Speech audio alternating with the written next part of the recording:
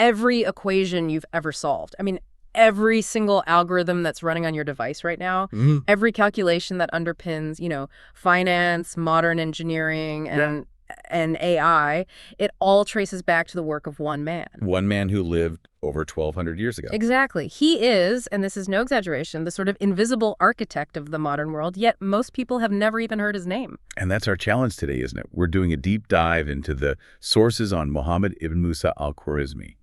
Our mission is to really unpack not just what he invented, but how his core ideas built this fundamental, often invisible structure that our whole computational world runs on. And why his ideas are still so completely unavoidable today. Totally unavoidable. Okay, so let's set the stage, because the time and place he lived in, it's just as important as the ideas themselves. We're talking 9th century. Right in the heart of the Islamic Golden Age, under the Abbasid Caliphate. And what the sources all emphasize is that this was more than just a period of military might or empire. It was what, a knowledge economy?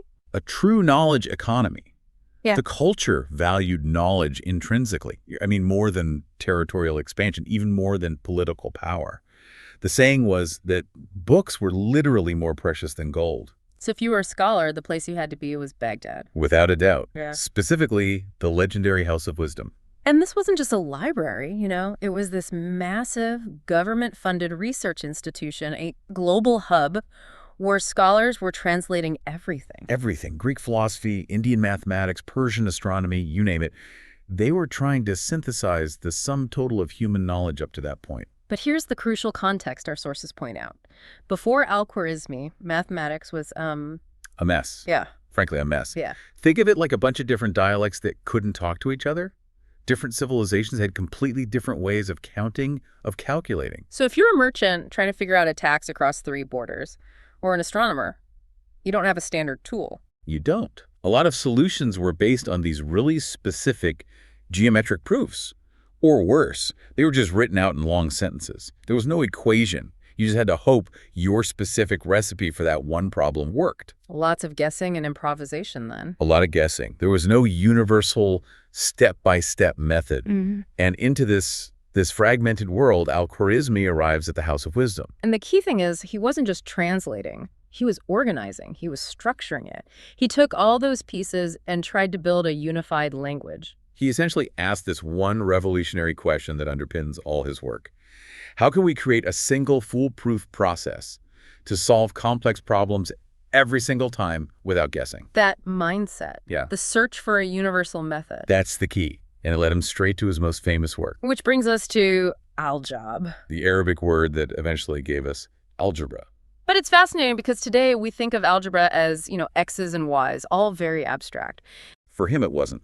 For Al-Khwarizmi, algebra was a practical tool. It was meant to solve real-world problems. It wasn't theory for philosophers.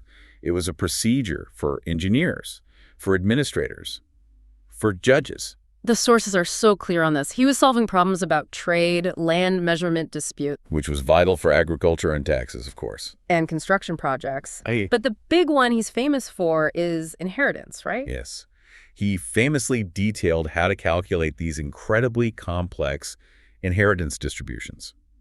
In Islamic law, dividing wealth fairly is critical, but it's also mathematically complex. A widow gets this much, a son gets that much. And his system allowed them to move from a kind of vague legal argument to a mathematically certain answer. Exactly. It made the math transparent and reproducible. And the actual mechanics he taught were brilliant in their simplicity. The term Al-Jabr itself, it means something like restoration or completion. And that refers to what? Balancing an equation? It refers to moving a negative or subtracted term from one side of an equation to the other, which makes it positive. You're literally restoring the balance. I see. So if you have 10 minus $6 equals 5, the Al-Jabr is moving the $6 over to get 10 equals 5 plus $6. It's the first thing we learned, but he's the one who formalized it. He did. And its partner was Al-Muqabala, which means balancing. That's just combining terms on both sides to simplify everything. By formalizing just those 2 steps, restoration and balancing, he gave people the first real procedural toolkit for math. And the reason it spread so fast was his clarity. He wrote it all down in plain language, step by step. No secret symbols, no mystery. Anyone who could read could follow the method and get the right answer. That commitment to logical, sequential steps.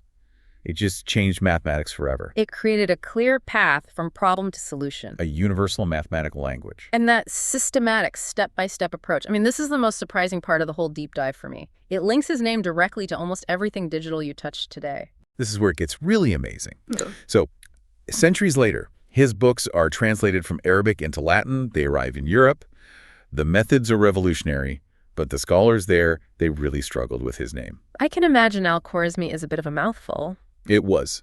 So when they talked about his step-by-step procedural method, they needed a word for it. So they just used his name. They turned his name into a word, they Latinized it, and his method became known as Algorithmy. The method of Al-Khwarizmi. Algorithm. Algorithm. That is just a stunning historical fact. So it's not a metaphor. Every single algorithm, Google search, logistics, AI training is literally named after him. It's his ultimate, invisible linguistic legacy. And while we're talking about the structure of computation, we have to talk about his other monumental contribution, the number system itself. He introduced the Hindu-Arabic numerals, our numbers, 0 through 9 to the Western world. And again, you have to remember what Europe was struggling with before that. Roman numerals. Just try multiplying with Roman numerals. It's not just hard, it's almost impossible to do efficiently on paper. They're missing one key element. Our sources call it a nightmare, and that's not an exaggeration. The system is just not positional. Think about the number 50. It's L. The number 500 is D. There's no simple relationship between them. The value is in the symbol itself, not where it sits. Exactly. So the Hindu-Arabic system was a huge boost. But the absolute game changer that Al-Khwarizmi helped popularize was the concept of zero. We take it so for granted, but what does zero actually unlock mathematically? Zero enables positional notation. This is the key insight. When you write 555, that first 5 means 500, the next means 50, the last means 5. Its value depends on its position. And zero is the placeholder that makes that possible. It's how you tell the difference between 5 and 50 and 500. Right. So zero isn't just nothing. It's a functional operational concept that defines magnitude by location. It's the bedrock of modern calculation. Without it, you can't have reliable multiplication, you can't do long division, and critically, you can't have algebra.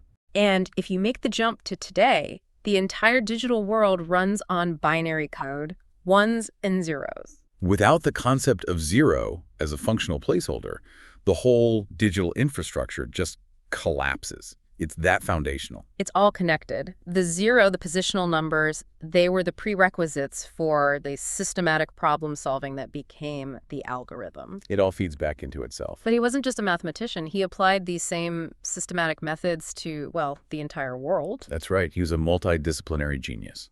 He took the tools of algebra and positional notation and brought this new level of accuracy to fields like astronomy and geography. So what did he do in astronomy? He compiled these incredibly detailed astronomical tables. They were called Z. Yeah. They were essential for calculating the movements of the planets, the sun, the moon. And this wasn't just for curiosity's sake. This is practical. Very practical. You needed them to determine the correct time for daily prayers, to establish the direction of Mecca from anywhere in the empire, and for improving calendars and sea navigation. His tables were the standard for centuries. And in geography. He was also a cartographer. He took the ancient maps, mostly from the Greek scholar Ptolemy, and he corrected them. He applied his mathematical precision to fix major errors and refine the actual measurements of the Earth's circumference. So when you step back and look at it, it's just phenomenal. One person systematically improved how we understood numbers, space, and the planet we live on. All by applying the same methodical, logical process. So we have this towering figure who basically structured modern science and computation, the man who named the algorithm and brought zero to the West. Yet his name is so unknown. And that's the great paradox. The sources are pretty clear that Al-Khwarizmi wasn't looking for fame. He wasn't building a monument to himself. He really believed knowledge was meant to serve humanity, to bring order to chaos. The goal was the method itself, a reliable tool that anyone could use. Precisely. And that's why his influence is so persistent. Empires rose and fell. The Abbasid Caliphate collapsed. But the ideas survived, quietly, because they worked. They were universal. So every time your software runs a calculation, or an engineer designs a bridge, or a doctor analyzes data, he's there. His methods are embedded right there. They're not historical footnotes. They're the unavoidable foundation. This deep dive should really change how you see math and history. It just reminds you that sometimes the biggest revolutions are the quietest ones. It really is a story of quiet, persistent power. And that brings us to the final thought this material raises, something for you to think about as you see the invisible architecture all around you. If the man who gave us the systematic framework for all modern computation never sought immediate fame and was only really recognized for it centuries later, how many people today working on fundamental problems are shaping the future without ever being recognized in their own time?